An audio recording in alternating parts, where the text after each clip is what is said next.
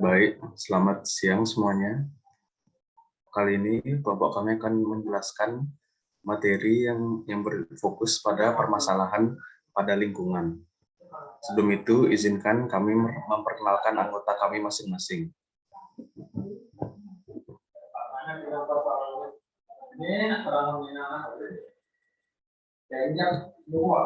Perkenalkan, nama saya Pandey Putu Satya Juliana dengan NIM akhiran 120. Saya Imadi Indra Ananta Prawira dengan NIM akhir 127. Dan perkenalkan, nama saya Sindonata Asan Pratama dengan NIM akhiran 130.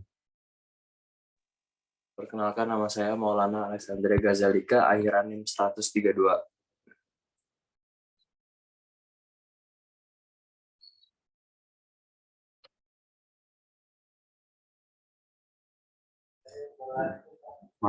Materi ini akan berfokus untuk submateri permasalahan pada lingkungan.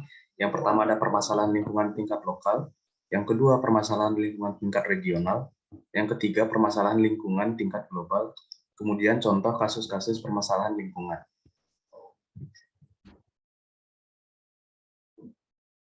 Untuk pemateri pertama dipersilahkan.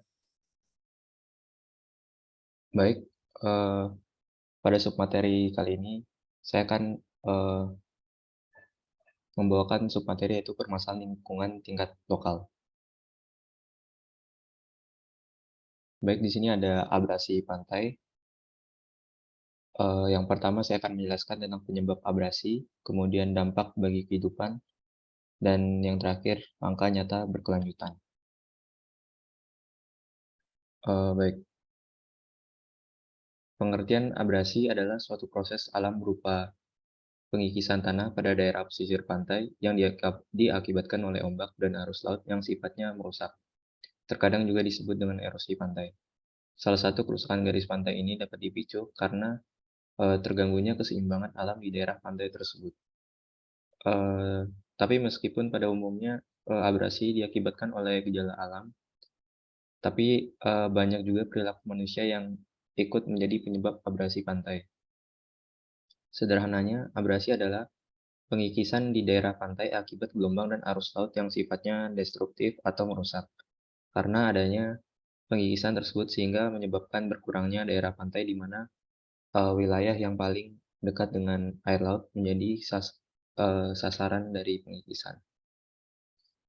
Oleh karenanya apabila dibiarkan abrasi akan terus mengikis bagian pantai dan air laut bisa membanjiri daerah di sekitar pantai tersebut.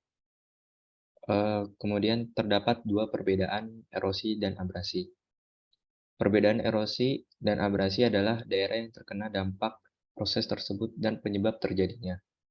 Perbedaan pertama tentang daerah yang terkena dampaknya. Erosi membuat dampak pada batuan dan tanah, sedangkan abrasi terjadi hanya di pesisir pantai.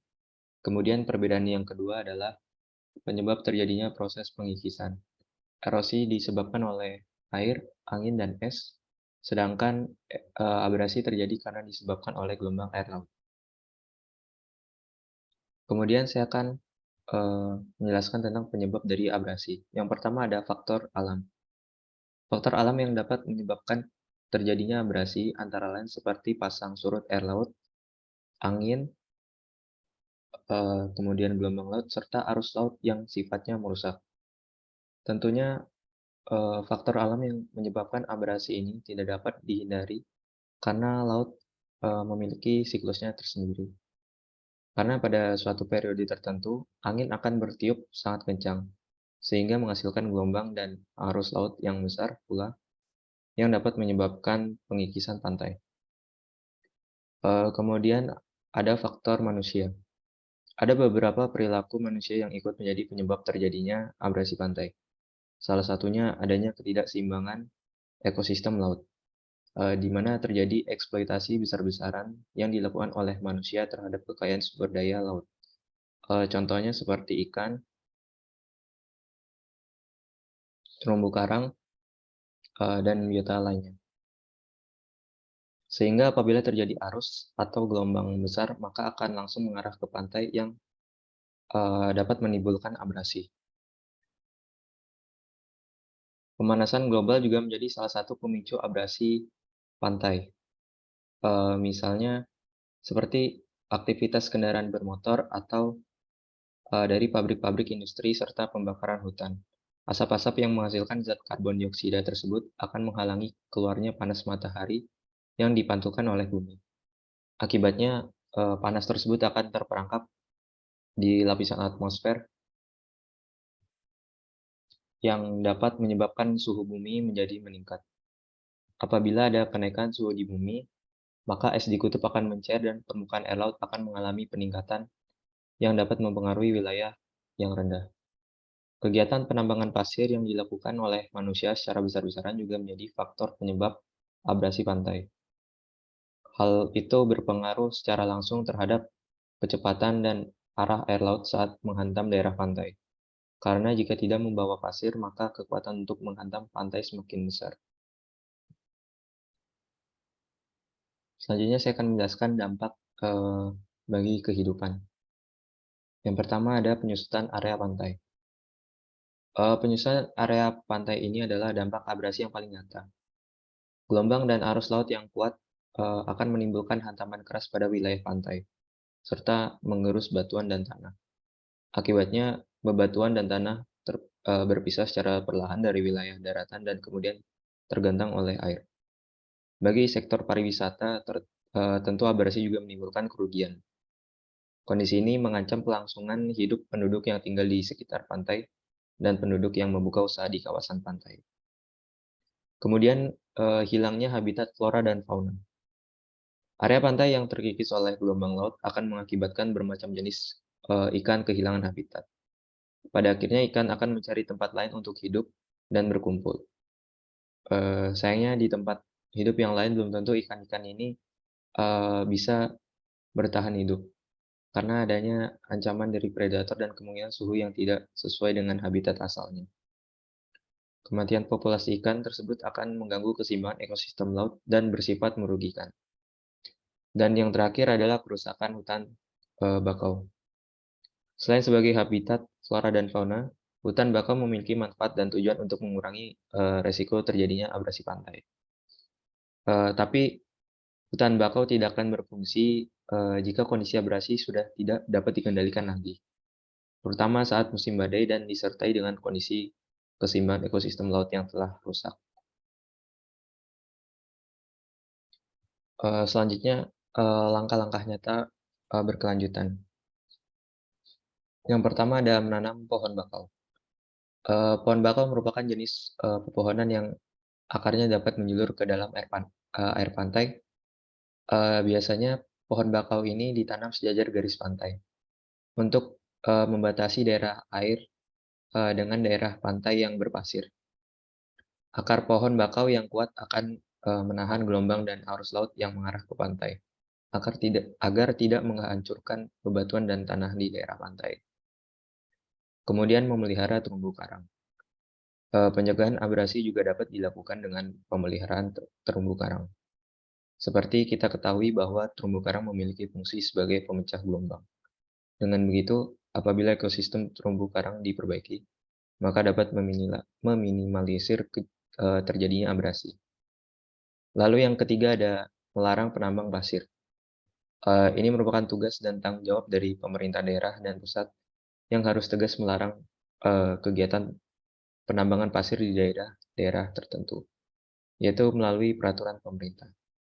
Pencegahan abrasi dapat dilakukan bila persediaan pasir di lautan masih memadai sehingga gelombang air tidak menyentuh garis pantai. Lalu yang terakhir, beach nourishment atau peremajaan pantai. Ini merupakan salah satu solusi lunak dengan cara melebarkan pantai dan mengisi daerah yang terkena erosi dengan mengambil sedimen pasir di daerah lain yang tidak terdampak. Meskipun dinilai efektif, tapi metode ini sangat mahal dan bersifatnya sementara. Baik, materi selanjutnya akan dibawakan oleh teman saya. Baik, di sini saya akan melanjutkan tentang subbab yang kedua, yaitu permasalahan lingkungan tingkat regional. Next.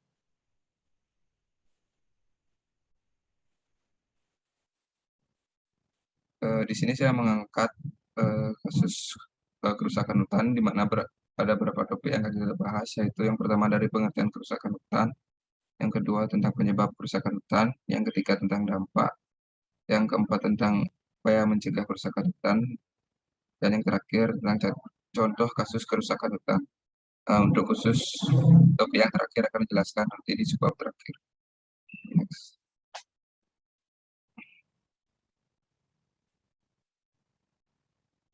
Yang pertama tentang pengertian kerusakan hutan. Sebelumnya, hutan adalah wilayah daratan yang didominasi oleh pepohonan.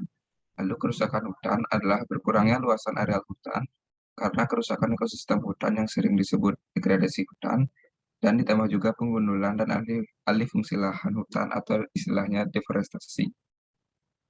Nah, untuk data kerusakan hutan di Indonesia sendiri saat ini masih simpang siur atau tidak ada data yang pasti. Nah, hal ini akibat dari perbedaan persepsi dan kepentingan dalam mengungkapkan data tentang kerusakan hutan. Untuk laju deforestasi di Indonesia menurut perkiraan, yang pertama itu ada perkiraan dari World Bank, yaitu mencapai antara 700.000 sampai 1.200.000 hektar per tahun, di mana deforestasi oleh peladang berpindah ditaksir mencapai 50%. Selanjutnya, menurut FAO, menyebutkan laju kerusakan hutan di Indonesia mencapai 7.315.000 hektar per tahunnya, atau setiap tahunnya luas areal hutan berkurang sebesar 1%. Lalu selanjutnya, LSM Peduli Lingkungan mengungkapkan kerusakan hutan mencapai 1.600.000 sampai 1.600.000 sampai 2 juta hektar per tahun. Dan lebih tinggi lagi data yang diungkapkan oleh Greenpeace, yaitu mencapai 3.800.000 hektar per tahunnya. Sedangkan menurut perkiraan ahli kehutanan, kerusakan hutan yang ada di Indonesia itu mencapai 1.080.000 per tahunnya. Next. Lalu yang topik kedua yaitu tentang penyebab kerusakan hutan. Di sini ada beberapa penyebab kerusakan hutan, yaitu yang pertama adalah illegal logging, yaitu illegal logging, yaitu penebangan yang terjadi di suatu kawasan hutan yang dilakukan secara liar sehingga menurunkan atau mengubah fungsi awal hutan. Yang kedua adalah kebakaran hutan. Nah, kebanyakan dari peristiwa kebakaran hutan terjadi karena faktor kesengajaan, tetapi juga dapat terjadi karena faktor alami. Selanjutnya adalah perambahan hutan. Alih fungsi lahan untuk memenuhi kebutuhan manusia juga menjadi salah satu ancaman bagi kelestarian hutan itu sendiri. Dan yang terakhir adalah serangan hama dan penyakit. Jumlah populasi hama yang meledak juga bisa menjadi salah satu bentuk dari kerusakan hutan. Next.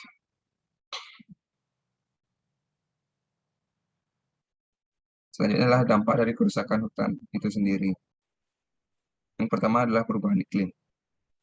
Nah, ada istilah yang mengatakan bahwa hutan adalah paru-paru bumi, karena hutan merupakan produsen oksigen terbesar dan hutan juga membantu menyerap gas rumah kaca yang menjadi penyebab permasalahan pemanasan global. Nah, pada saat hutan itu mengalami kerusakan, maka akan terjadi peningkatan suhu bumi serta perubahan iklim yang ekstrim. Lalu dampak yang kedua adalah kehilangan berbagai jenis spesies. Deforestasi juga berdampak pada hilangnya habitat dari berbagai jenis spesies yang tinggal di hutan.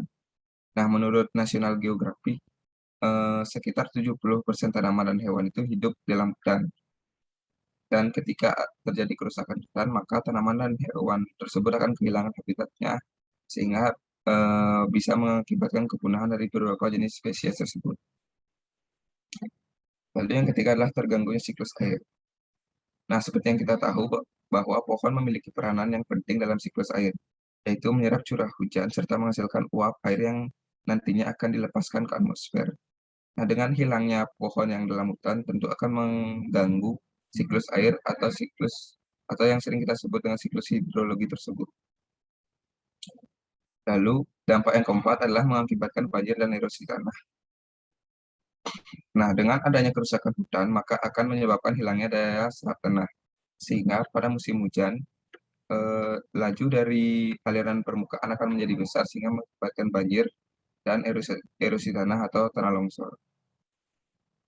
Lalu yang kelima adalah mengakibatkan kekeringan. Nah, dengan hilangnya daya serap tanah tadi juga berakibat pada musim kemarau di mana akan hilangnya cadangan air sehingga menyebabkan kekeringan. Lalu yang keenam adalah rusaknya ekosistem darat dan laut. Nah, hutan menjadi habitat bagi beberapa jenis spesies hewan dan tumbuh-tumbuhan. Nah, dengan rusaknya hutan maka akan ikut juga rusaknya ekosistem yang ada dalam hutan tersebut. Dan banjir yang disebabkan oleh kerusakan hutan yang ujung-ujungnya bermuara ke laut tentu akan mengakibatkan kerusakan pada sistem ekosistem di laut juga. Lalu yang ketujuh adalah menyebabkan abrasi pantai. Nah, kegiatan deforestasi hutan juga bisa dilakukan terhadap hutan-hutan mangrove yang berfungsi untuk melindungi pantai dari terjangan ombak. Sehingga jika deforestasi ini dilakukan, akan berakibat terjadinya abrasi pantai. Lalu yang terakhir adalah kerugian ekonomi. Nah, hutan sendiri merupakan salah satu sumber kekayaan alam di mana masyarakat juga menggantungkan hidup mereka pada hasil hutan. Nah, jika terjadi kerusakan hutan, maka sebagian dari masyarakat tersebut akan kehilangan mata pencaharian mereka yang menyebabkan dari kerugian ekonomi. Next. Lalu yang terakhir adalah upaya mencegah dari kerusakan hutan. Sebenarnya ada banyak upaya yang dapat kita lakukan untuk menjaga kelestarian hutan dan mencegah kerusakan hutan itu sendiri, di mana salah satunya adalah reboisasi atau penanaman hutan kembali. Nah, sebenarnya reboisasi ini tidak akan benar-benar bisa memperbaiki kerusakan hutan dan kepunahan ekosistem di hutan. Tetapi ada beberapa benefit yang akan kita peroleh dari melakukan reboisasi ini, di mana yang pertama adalah mengembalikan fungsi dari ekosistem hutan seperti menyimpan karbon sebagai sumber cadangan air tanah, serta sebagai tempat hidup dari berbagai jenis satwa liar. Lalu yang kedua adalah mengurangi jumlah karbon dioksida yang ada di udara, sehingga udara menjadi lebih bersih dan sehat. Lalu yang terakhir adalah membangun kembali habitat satwa liar.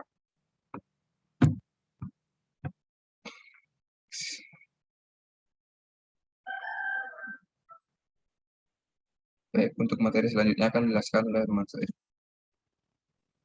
Baik, materi selanjutnya adalah permasalahan lingkungan di tingkat global. Selanjutnya, yang saya akan ambil topiknya adalah efek rumah kaca. Ada beberapa sebab yang akan saya bahas. Yang pertama ada definisi, yang kedua ada penyebab efek rumah kaca, yang ketiga dampak bagi kehidupan, yang keempat langkah nyata berkelanjutan. Next. Pertama ada definisi. Definisi efek rumah kaca yaitu kemampuan atmosfer untuk mempertahankan suhu udara yang panas yang nyaman dalam perubahan nilai yang kecil. Unsur pembentuk efek rumah kaca ialah gas rumah kaca yang menahan panas keluar dari bumi. Peran utama adanya efek rumah kaca adalah suhu udara bumi dapat berada pada nilai yang nyaman bagi makhluk hidup. Tanpa efek rumah kaca memiliki suhu rata-rata yang dapat sangat dingin, membahayakan keberlangsungan hidup dari makhluk hidup. Next. Selanjutnya ada penyebab efek rumah kaca. Efek rumah kaca disebabkan meningkatnya konsentrasi pada gas karbon dioksida atau CO2 dan gas-gas lain di atmosfer. Meningkatnya konsentrasi gas CO2 disebabkan banyaknya penggunaan bahan bakar minyak, batu bara, dan bahan bakar organik yang lainnya yang melebihi kemampuan tumbuhan dan lautan untuk menyerapnya. Ada energi yang masuk ke bumi sekitar 25% dipantulkan oleh awan atau partikel lain di atmosfer, lalu ada 25% diserap awan, dan 45% diserap permukaan bumi, lalu 10% dipantulkan kembali oleh permukaan bumi. Energi yang diserap dipantulkan kembali dalam bentuk radiasi infrared oleh awan dan permukaan bumi. Namun sebagian besar infrared yang dipancarkan bumi tertahan oleh awan dan gas karbon dioksida serta gas lain sehingga dikembalikan kembali ke permukaan bumi. Dalam keadaan normal, efek rumah kaca diperlukan karena gas rumah kaca memiliki perbedaan suhu antara siang dan malam, ya, jadi tidak terlalu beda jauh. Selain itu ada selain ada karbon dioksida yang dapat menimbulkan efek rumah kaca adalah kayak mungkin seperti belerang dioksida, nitrogen monoksida, dan nitrogen dioksida. Beberapa senyawa organik seperti gas metana dan CFC atau klorofluorokarbon, gas-gas tersebut memang sangat berperan penting dalam meningkatkan efek rumah kaca.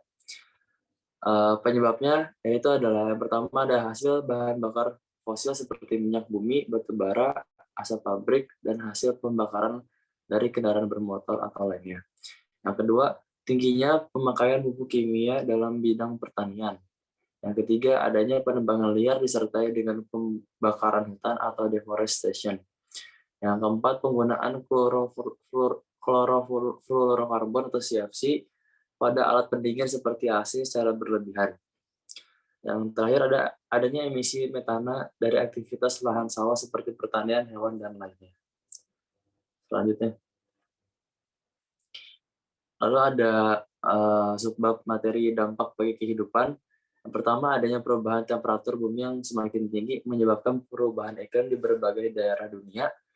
Yang kedua, ada kegagalan panen secara besar-besaran akibat perubahan iklim yang drastis. Yang ketiga, mencairnya glasier atau bongkahan es, sehingga menyebabkan naiknya kadar air laut. Yang keempat, meningkatkan resiko kepunahan berbagai spesies makhluk hidup. Dalam penelitian majalah Nature, mengungkapkan peningkatan suhu dari efek rumah kaca dapat menyebabkan kepunahan dari 1 juta spesies. Yang terakhir ada menipisnya lapisan ozon pada atmosfer yang melindungi bumi dari bahaya radiasi sinar ultraviolet atau sinar UV. Hilangnya terumbu karang yang ada di perairan laut. Yang terakhir. Selanjutnya, ada langkah nyata berkelanjutan. Dampak dari efek rumah kaca ini memiliki dampak yang tidak sedikit. Apabila kita tidak segera bergerak untuk menanggulanginya, maka efek rumah kaca ini semakin besar dan bisa mengancam kehidupan. Yang pertama ada pemanasan global, karena efek rumah kaca bisa menyebabkan pemanasan global. Tentu akan mengancam semua ekosistem, karena bumi naik yang juga dibahas dalam buku pemanasan global. Yang kedua, mencairnya es di kutub. Dampak selanjutnya yaitu mencari es di kutub yang berimbas pada keberlangsungan ekosistem. Mencairnya es tersebut mengakibatkan kenaikan air laut yang dapat menenggelamkan daerah-daerah rendah. Next. Yang ketiga ada kerusakan ekosistem dan tingkat keasaman laut tinggi. Dampak selanjutnya akan kian asam lantaran konsentrasi gas-gas rumah kaca meningkat. Asamnya air laut bisa mematikan terumbu karang dan ekosistem lain. Yang keempat, ada menipisnya lapisan ozon. Lapisan ozon yang menipis bisa menyebabkan bahaya sinar UV sampai ke permukaan bumi. Next. Selanjutnya akan dibahas oleh teman saya. Baik, di sini saya akan menjelaskan contoh dari kasus-kasus permasalahan pada lingkungan. Selanjutnya. Yang pertama, ada contoh kasus kerusakan hutan. Saya mengambil tentang kebakaran hutan. Berita ini dikutip pada tanggal 12 Oktober 2022. Kebakaran hutan dan lahan terjadi di sejumlah wilayah di Riau sejak beberapa pekan terakhir. Untuk mengatasi persoalan itu, 3 helikopter waterbombing dikerahkan. Total lahan terbakar di Riau sejak Januari hingga September ini sudah sekitar 1.219 hektar. Lahan terbakar terluas ada di Rokan Hulu, yakni 336 hektar. Lahan yang terbakar terjadi di daerah-daerah yang jarang diguyur hujan. Berbeda dengan Pekanbaru dan beberapa daerah lain di Riau yang diguyur hujan sejak sebulan terakhir. Untuk penanganan kebakaran hutan dan lahan bumi di Lacang Kuning, tercatat ada 3 helikopter dikerahkan yang berjenis Mi-8 MTV. Selanjutnya. Untuk contoh kasus yang kedua, saya mengambil tentang contoh kasus abrasi air laut atau di pantai. Berita ini dikutip pada tanggal 16 Juni 2022. Ada sebanyak 65 bangunan terdampak abrasi air laut di Minahasa Selatan, Sulawesi Utara. Ada 28 rumah diantaranya hanyut, 10 rusak berat, dan sisanya rusak ringan. Disampaikan total rumah terdampak abrasi air laut itu tersebar di 2 kelurahan, yakni Kelurahan Bitung dan Kelurahan Uwuran. Sebanyak 200 juta jiwa terdampak bencana diusingkan ke tempat aman sejak Rabu kemarin pada tanggal 15 Juni sore. Total bangunan yang terdampak 65. Pemerintah juga menghentikan sementara aktivitas di pasar yang berlokasi di kawasan terdampak, yakni Kelurahan Uwuran 1. Aktivitas baru bisa kembali normal ketika keadaan dinilai sudah membaik. Selanjutnya, untuk kasus yang ketiga, saya mengambil contoh kasus pemanasan global akibat dari efek rumah kaca. Berita ini dikutip pada tanggal 29 September 2022. Gletser di Swiss mencatat tingkat pencairan terburuk sejak 100 tahun lalu. Pencairan tahun ini sangat ekstrim, sampai hilang sekitar 6%, sehingga batu yang terkubur selama ribuan tahun itu muncul kembali ke permukaan. Tak hanya itu, bahkan pesawat dan mayat yang hilang di pegunungan Alpen beberapa dekade lalu ditemukan kembali. Jika emisi rumah kaca terus meningkat, gletser di pegunungan Alpen akan hilang sekitar 80% pada tahun 2100. Hal itu disampaikan oleh ahli iklim dari Swiss. Selanjutnya. Baik, karena semua materi sudah disampaikan, kami mohon maaf apabila terdapat salah kata atau kurangnya materi. Untuk selebihnya kami ucapkan terima kasih.